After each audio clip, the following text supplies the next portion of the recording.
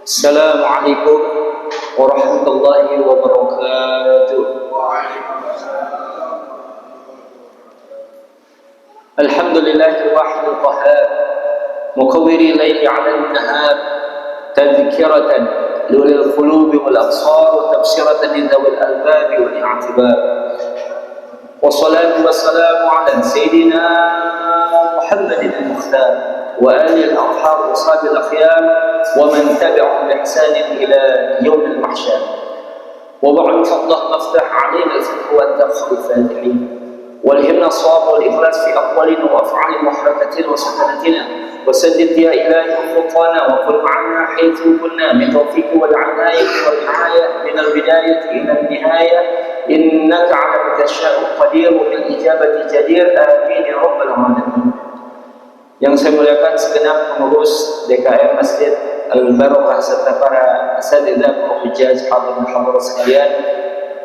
Alhamdulillah sampai detik ini Allah berikan kita satu nikmat yang sungguh sangat luar biasa, yakni dapat beribadah, melaksanakan segala kewajiban yang Allah Ta'ala perintahkan kepada kita, yakni sholat berjamaah subuh dan juga puasa fardu Ramadan, yang insyaallah segala amalan kita ini akan menjadi catatan kebaikan yang akan kita dapati pahalanya kelak di hari akhir.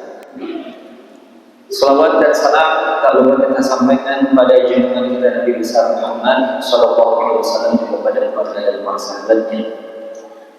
Hadirin yang saya muliakan, di antara kesunahan yang sangat dianjurkan bagi orang tengah menjalankan ibadah puasa adalah memperbanyak berdoa. Untuk itu Allah Subhanahu wa Ta'ala dalam rangkaian ayat yang menjelaskan hukum dan hikmah puasa, Allah berfirman pula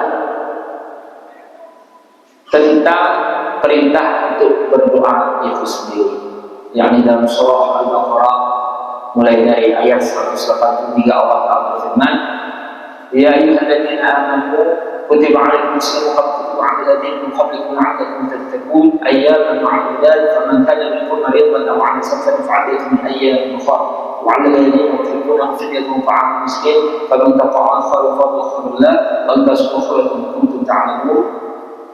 Kemudian pada ayat yang berikutnya 184, 185, 186 Allah firmankan, wa idza sa'alaka 'ibadi 'anni fa inni qarib ujibu da'watad da'i idza da'ani falyastajibu li wal yu'minu bi la'allahum yarshudun. Kemudian 187 masuk kembali kepada tentang hukum dan hikmah puasa, uhilla lakum lailatas siyam rafathu ila nisaikum ila akhir ayat. Nah hadirin, dalam ayat 186 dari surah Al-Baqarah ini Allah berfirman, wa idza sa'alaka 'ibadi 'anni, dan apabila hambaku bertanya tentang aku, maka katakan wahai Nabi, fa inni qarib, maka sesungguhnya aku dekat. Qarib tentu makna dekat bukan jarak, bukan tempat, karena Maha Suci Allah dari membutuhkan tempat. Allah wujudun bila makan, Allah wujud ada tanpa membutuhkan tempat, di mana makna qarib dalam makna Allah mengetahui segala hal ihwal daripada makhluknya, karena tidak ada sesuatu apapun yang luput dari pengetahuan Allah Subhanahu wa Ta'ala. Ini bisa kita ingat, kita punya bahasa pun mengambil dari bahasa Arab, adopsi dari bahasa Arab, kita sebut teman akrab, sahabat karib, bahasa Arab itu. Teman akrab, akrab itu ismu tafdil, akrab dari qarib. sahabat karib. Ya, apa makna teman akrab, sahabat karib? Teman yang paling banyak tahu tentang kita. Ini makna daripada qarib. Ya. Jadi jangan khawatir, berdoalah, karena meskipun ungkapan doa itu baru sampai di hati, Allah mengetahui. Fa inni qarib.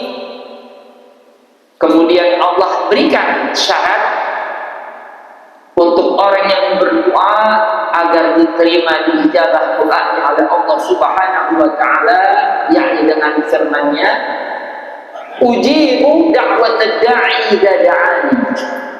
Ujibu da'watad da'i idza da'ani. Aku mengabulkan doanya orang yang berdoa apabila dia berdoa. Kenapa redaksinya seperti demikian? Karena hadirin, banyak kita saksikan, bahkan kita saksikan pula atas diri kita, terkadang kita tengadahkan tangan, kita ucapkan permohonan doa pada Allah Ta'ala yang Maha Rahman, tapi hati dan pikiran kita ini kemana-mana. Seumpama kita berdoa, Rabbighfirli wa liwalidayya warhamhuma kama rabbayani shaghira. Ini kita enggak sadar apa yang kita ucapkan. Ya. Tamsil gambarannya, kalau anak kita ini tertidur pulas, lagi tidur, kemudian itu anak minta duit pada kita. Bagi duit 10.000. Kasih jangan. Gak bakal kita kasih. Ya? Kenapa nggak sadar? Tidak sadar apa yang diucapkan. Begitu pula kita dalam doa-doa kita. Dan termasuk bacaan sholat kita yang kita baca tanpa kesadaran pun tidak diterima pahalanya oleh Allah Subhanahu wa taala. Karena Nabi bersabda, "Laisa lil 'abdi min salatihi illa ma qala." Tidak ada pahala bagi seseorang atas sholatnya kecuali apa yang dia sadar dalam mengucapkannya. Jadi kalau kita baca, mulai dari kita mohonkan pada Allah, ihdinas siratal mustaqim, siratal ladzina an'amta 'alaihim ghairil maghdubi 'alaihim waladdallin. Hati dan pikiran masih di rumah, masih terikat dengan dunia.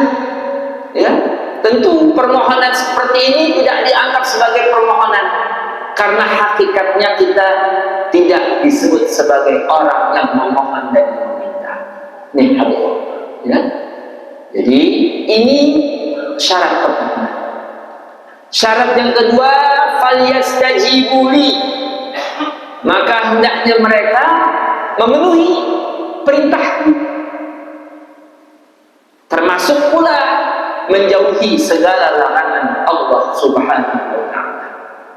Karena hadirin, kedekatan seorang hamba dengan Tuhannya maka akan menjadi sababiah diijabah dia punya doa, dia punya permohonan. Oleh sebab itu satu hadis qudsi riwayat Imam Muslim di mana Nabi sallallahu alaihi wasallam bersabda, sebagaimana Allah firmankan, wa idza ahbabtuhu kuntu sam'ahu alladhi yasma'u bi wa basaru alladhi yubsiru bi wa yadahu allati yabtishu biha wa yamshahu allati yamshi biha wa in sa'alani la u'tiyannahu wa la in ista'adani la u'idannahu. Maka sungguh jika aku telah mencintainya, aku menjadi pendengaran ia pakai untuk mendengar, matanya ia pakai untuk melihat, tangannya ia pakai untuk memukul, kakinya ia pakai untuk berjalan. Ini maknanya segala anggota tubuh kita bila mana Allah cintai kita dipelihara oleh Allah Subhanahu wa taala.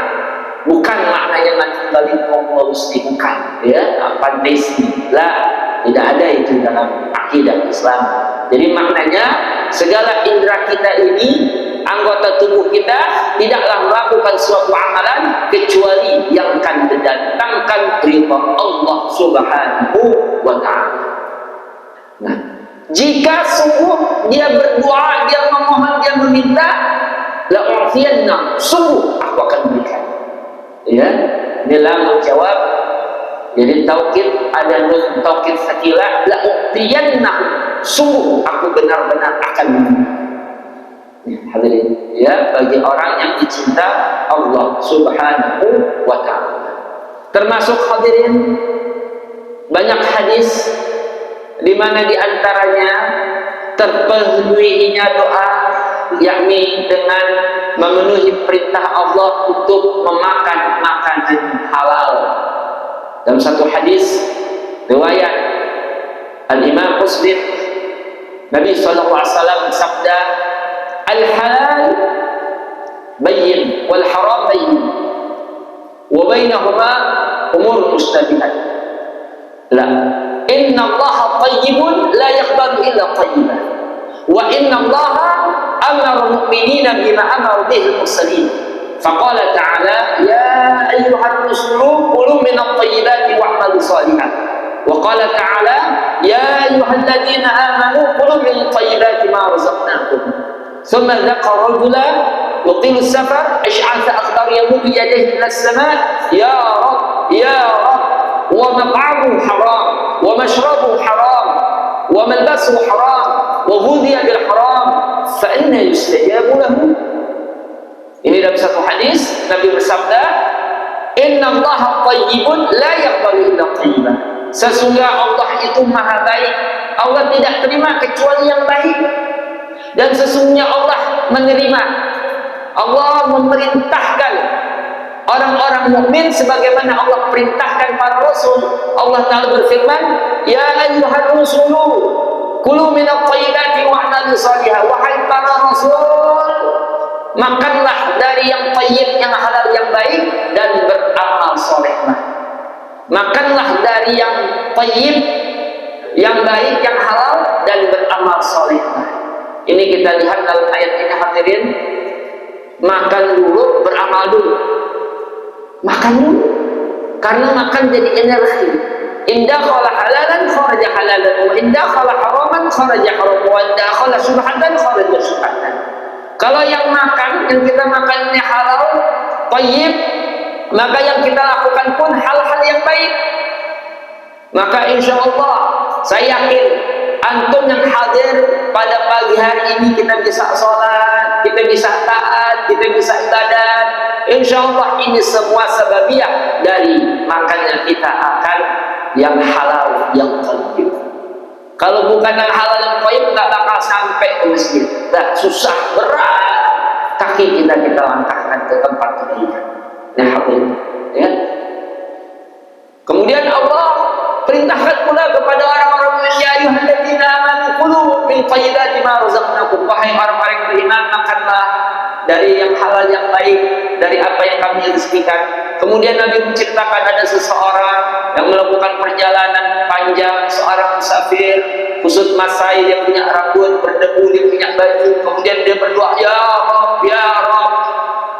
Makannya dari barang haram, minumnya dari usaha yang haram, pakaiannya diberi dengan cara yang haram, dibesarkan pula dengan makanan yang haram. Maka bagaimana mungkin doanya akan diterima, diijabah, dikabulkan? Nah, memang ulama mengatakan tidak mutlak. Kenapa? Karena iblis pernah memohon pada Allah minta supaya dipanjangkan umur, kemudian dipenuhi itu permohonan iblis. Wa innaka minal mu'minin, sesungguhnya engkau termasuk dari yang diberikan tangguh, artinya dipanjangkan umur si iblis untuk menggoda daripada anak turunan Nabi Allah Adam yang di bangsa manusia. Tapi hadirin, tentu memenuhi dari perintah Allah, memakan barang yang halal, ini menjadi sabab sangat kuat, paling kuat diterimanya suatu doa, dijabah oleh Allah Subhanahu wa ta'ala. Ini yang kedua. Syarat yang ketiga hadirin, wal yu'minu bi, dan hendaknya mereka beriman dengan dasar iman kepada Allah, iman pun dalam makna percaya. Artinya harus yakin. Jangan ketika kita doa, ya Allah, ya Allah, dalam hati kita, terima gak nih? Lah, yakin. Kenapa Allah di mana Nabi bersabda, "Ud'ullaha wa antum muqinuna bil ijabah." Berdoalah kalian kepada Allah, hal keadaan kalian yakin bahwa doa kalian dijawab. Ya, ya, harus yakin. Kenapa? Janji Allah, "Ud'uuni astajib lakum." Mohonlah, mintalah kepadamu, niscaya aku kabulkan. Namun kita mesti tahu keadaan doa yang dikabul Allah itu ada punya 3 macam keadaan. Keadaan pertama, begitu kita doa persis apa yang kita minta, itulah yang Allah ijabah. Hari ini kita minta sesuatu, hari ini pula Allah kabul sesuatu yang kita minta tersebut, ijabah. Itu keadaan yang pertama.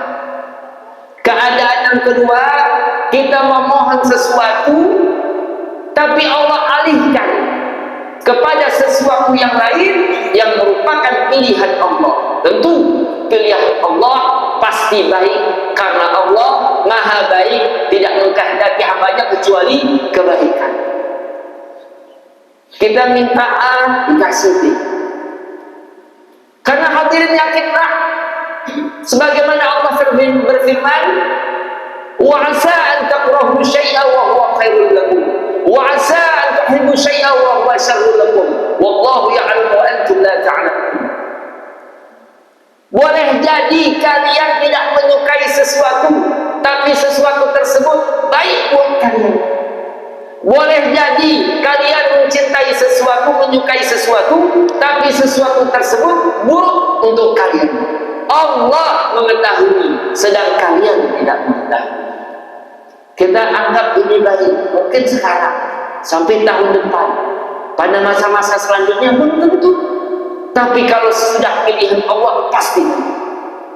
Nah, jadi yakinlah dengan kudrah dan iradah Allah, rahmat dan rahimnya Allah. Dengan rahmatnya Allah, tentu Allah akan bimbing kita, meskipun kita tak paham kenapa begini. Nah, hadirin sekalian, ini keadaan yang kedua, permohonan kita dialihkan sesuai dengan pilihan Allah, bukan pilihan kita. Keadaan yang ketiga dari suatu doa, yakni Allah tangguhkan kita punya doa. Allah tangguhkan, diundur kita punya doa sesuai hikmah dan kebijaksanaan Allah. Fi ilmillah, karena Allah Maha mengetahui yang baik untuk hambanya. Ada yang diundur seminggu, ada yang diundur sebulan, setahun, 1000 tahun.